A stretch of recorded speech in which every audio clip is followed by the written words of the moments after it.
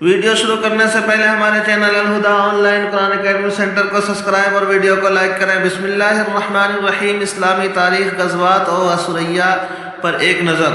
رسول اللہ صلی اللہ علیہ وسلم نے جس لڑائی میں بذات خود شرکت فرمائی اس کو غزوہ کہتے ہیں، اور جس میں صرف صحابہ کرام رضی اللہ عنہم کو بھیجا اس کو سریہ کہتے ہیں۔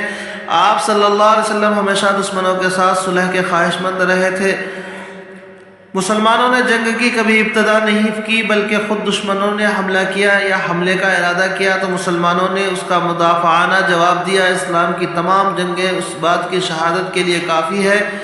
آپ کے غزوات کی تعداد 27 اور سریہ کی تعداد 43 ہے۔ بعض مورخین نے دونوں کی تعداد 82 بتائی ہے۔ ان تمام جنگوں میں مسلمان شہیدوں کی تعداد 259 ہے اور مخالف مقتولین کی تعداد 759 ہیں، جن کی مجموعی تعداد صرف 1018 ہوتی ہے۔ اتنی کم تعداد میں جانی نقصان ہونے کے بعد پورے عرب سے ظلم و ستم، قتل و غارت گری، فتنہ و فساد اور خانہ جنگوں کا خاتمہ ہو کر امن و سکون کی ایسی فضا قائم ہو گئی کہ ایک مسافر خانوں بے خوف و خطر تنہا حرا سے چل کر بیت اللہ کا طواف کر لیتی تھی۔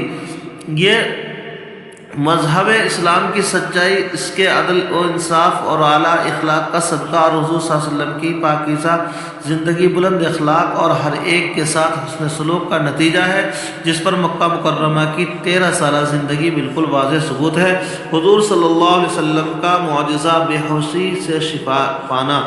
حضرت جابر رضی اللہ عنہ فرماتے ہیں کہ ایک مرتبہ میں سخت بیمار ہوا تو رسول اللہ صلی اللہ علیہ وسلم اور حضرت ابوبکر صدیق رضی اللہ عنہ دونوں میری عیادت کے لیے تشریف لائے۔ یہاں پہنچ کر دیکھا کہ میں بے ہوش ہوں تو آپ صلی اللہ علیہ وسلم نے پانی منگوایا اور اس سے وضو کیا اور پھر باقی پانی مجھ پر چھڑکا، جس سے مجھے افاقہ ہوا اور میں اچھا ہو گیا۔ ایک فرض کے بارے میں غسل میں پورے بدن پر پانی بہانا۔ رسول اللہ صلی اللہ علیہ وسلم نے فرمایا جسم کے ہر بال کے نیچے ناپاکی ہوتی ہے، لہذا تم بالوں کو دھو اور بدن کو اچھی طرح صاف کرو۔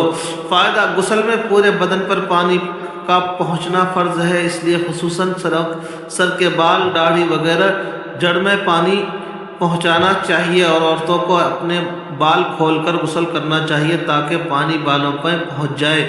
ایک سنت کے بارے میں وضو کے بعد کی ایک خاص دعا۔ آپ صلی اللہ علیہ وسلم نے فرمایا جو وضو کرے اور یہ دعا پڑھے تو اسے ایک کاغذ میں مہر لگا کر اس کا بدلہ دینے کے لیے عرش کے نیچے رکھ دیا جاتا ہے، پھر اسے قیامت تک کوئی نہیں کھول سکتا۔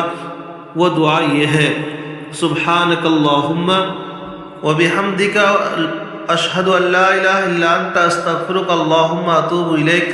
اے اللہ، آپ کی ذات پاک ہے، آپ ہی کے لیے تعریف ہے، میں گواہی دیتا ہوں کہ آپ کے سوا کوئی معبود نہیں، آپ ہی سے مغفرت چاہتا ہوں اور توبہ کرتا ہوں۔ ایک اہم عمل کی فضیلت فیصلہ کرنے پر اللہ کی رحمت۔ رسول اللہ صلی اللہ علیہ وسلم نے فرمایا فیصلہ کرنے والے کے ساتھ اس وقت تک اللہ کی رحمت ہوتی ہے جب تک وہ ظلم نہیں کرتا، پھر جب وہ فیصلہ کرنے میں ظلم کرتا ہے تو اس سے اللہ تعالیٰ کی رحمت دور ہو جاتی ہے اور شیطان اس پر مسلط ہو جاتا ہے۔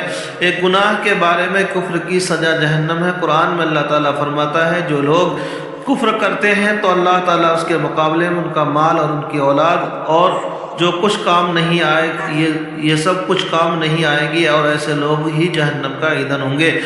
دنیا کے بارے میں مال و اولاد دنیا کی زینت۔ قرآن میں اللہ تعالیٰ فرماتا ہے مال اور اولاد یہ صرف دنیا کی زندگی کی ایک رونق ہے، اور جو نیک اعمال ہمیشہ باقی رہنے والے ہیں وہ آپ کے رب کے نزدیک ثواب اور بدلے کے اعتبار سے بھی بہتر ہیں اور امید کے اعتبار سے بھی بہتر ہیں۔ لہذا نیک عمل کرنے کی پوری کوشش کرنی چاہیے اور اس پر ملنے والے بدلے کی امید رکھنی چاہیے۔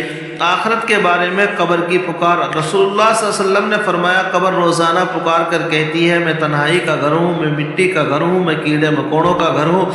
طب نبوی سے علاج، بیماری سے شفا کی بڑی بیماریوں سے حفاظت۔ رسول اللہ صلی اللہ علیہ وسلم نے فرمایا جو شخص ہر مہینے 3 دن صبح کے وقت شہد کو چاٹے گا تو اسے کوئی بڑی بیماری نہیں ہوگی۔ نبی کریم صلی اللہ علیہ وسلم کی نصیحت۔ رسول اللہ صلی اللہ علیہ وسلم نے فرمایا اے لوگو، اللہ تعالیٰ فرماتا ہے کہ اس سے پہلے لوگوں کو بھی بھلائی کا حکم کرو اور بری باتوں سے روکو کہ تم دعا کرو اور تمہاری دعا قبول نہ ہو، اور تم مجھ سے مانگو میں تمہیں عطا نہ کروں، اور تم مجھ سے مدد طلب کرو اور میں تمہاری مدد نہ کروں۔ اللہ تبارک و تعالیٰ عمل کرنے کی توفیق نصیب فرمائے۔ چینل کو سبسکرائب اور ویڈیو کو لائک کریں۔